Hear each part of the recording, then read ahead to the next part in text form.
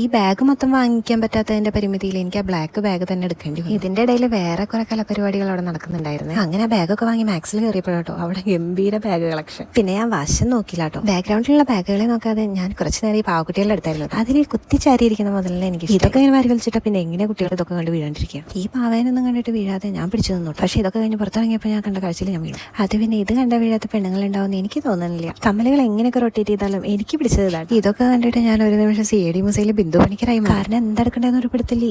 Day ഇരിക്കുന്ന വാച്ചുകൾ കണ്ടോ, ഇതിലൊന്നും എനിക്ക് ഇഷ്ടമില്ല കേട്ടോ. പക്ഷെ അതിലൊന്നും ഇഷ്ടമായി തന്നെ കൈമിന്റെ സംഭവം. വാച്ച് നല്ല ഭംഗിയുണ്ടെങ്കിൽ ഇട്ട് പിടിച്ചൊക്കെ വന്നപ്പോൾ നല്ല ലൂസ്. അപ്പ ചേട്ടൻ പറഞ്ഞ 5 മിനിറ്റ് വെയിറ്റ് ചെയ്യും, ഞാൻ തന്നെ സെറ്റ് ചെയ്തരാം. ആ 5 മിനിറ്റ് എന്ന് പറഞ്ഞാൽ എനിക്ക് ഭയങ്കര ഹാപ്പി ആയിരുന്നു കേട്ടോ. കാരണം 5 മിനിറ്റ് കൂടി കയറി ചിക്കി പരതാനായിട്ട് നേരം കിട്ടി. ഇനി ഞാനത്തെ വെറൈറ്റി സാധനങ്ങളൊന്നും കാണിച്ചു തരാം. പല ടൈപ്പ് ജ്വല്ലറീസ് ഉണ്ടെങ്കിലും ഓക്സിഡൈസ്ഡ് ജ്വല്ലറിക്കാണ് കേട്ടോ ഇവരുടെ കൂടുതൽ കളക്ഷൻസ്. ഇത് കണ്ടോ, ഈ സമയമൊക്കെ കാണുന്നത് മോതിര എന്ന് പറഞ്ഞാൽ നിങ്ങൾ വിശ്വസിക്കുമോ? ഞാൻ ആദ്യമായിട്ടാണ് കേട്ടോ ഇങ്ങനത്തെ മോതിരങ്ങളൊക്കെ കാണുന്നത്. എന്തായാലും രസം ഉണ്ടാവണമെന്ന് അറിയാനായിട്ട് കൈമൊക്കെ ഒന്ന് ഇട്ട് നോക്കി. മോതിരമായിട്ട് വെറൈറ്റി ആണെങ്കിലും എൻ്റെ കൈമിലേക്ക് ഇത് സ്യൂട്ട് ചെയ്യുന്നുണ്ടായിരുന്നില്ല. പിന്നെ എനിക്ക് മനസ്സിലാവാണ്ട് പോയത് ഈ കോല് പോലെ ഇരിക്കുന്ന സാധനം എന്താണെന്ന് മനസ്സിലായില്ല കേട്ടോ. എനിക്ക് തോന്നുന്നു ഇനി ക്ലിപ്പായിട്ട് അങ്ങനെ യൂസ് ചെയ്യണതാണോ? എന്തായാലും അധികം ആലോചിച്ച് നിൽക്കാൻ നേരം കിട്ടില്ല. അപ്പോഴേക്കും ആ ചേട്ടൻ വാച്ച് ശരിയാക്കി തന്നു. എന്തായാലും വാച്ച് ഇപ്പോൾ കറക്റ്റ് ഫിറ്റാണ്. പിന്നില്ലേ ഞാനൊരു സാധനം കാണിച്ചു തരാം കേട്ടോ. ഇങ്ങനത്തെ ടൈപ്പ് ഓഫ് മൂക്കുത്തികൾ നിങ്ങൾക്ക് ഇഷ്ടമാണോ? എനിക്ക് ഭയങ്കര ആഗ്രഹമായിരുന്നു കേട്ടോ ഇങ്ങനത്തെ ട്രൈ ചെയ്ത് നോക്കണമെന്ന്. കുത്താനോ പറ്റിയില്ല.